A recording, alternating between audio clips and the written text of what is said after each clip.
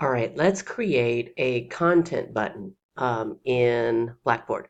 All right, so I'm just going to let me go into one of my fall courses that's not created yet.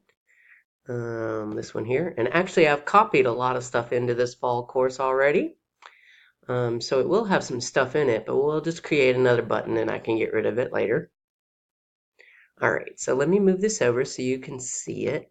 On the left is all of my buttons. And as I said, I've already copied stuff in here, but let's go ahead and just add another button. So you'll notice right up here, there's a little plus sign. And as soon as I hover over it, I see all of these things added on. So I don't have a calendar created yet.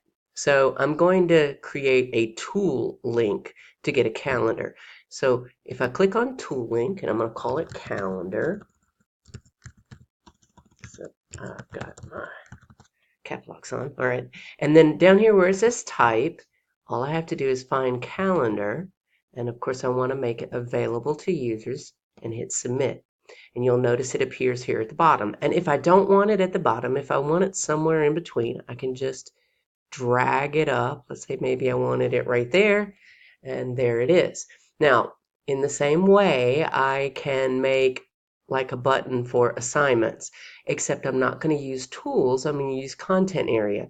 So if I go here and hit content area and name it, for example, if I want, well, we'll just say there was an assignment for exam 4, and of course make it available and hit submit. And what happens is now I have a content area, and if I click on it, and it's very slow for some reason, I can go here and I can add any files I want or any content I want to this page. And of course, if you have forgotten how to add a file, go back to the video that shows you how to add files. Later videos will show you how to add videos and things like that to your content page.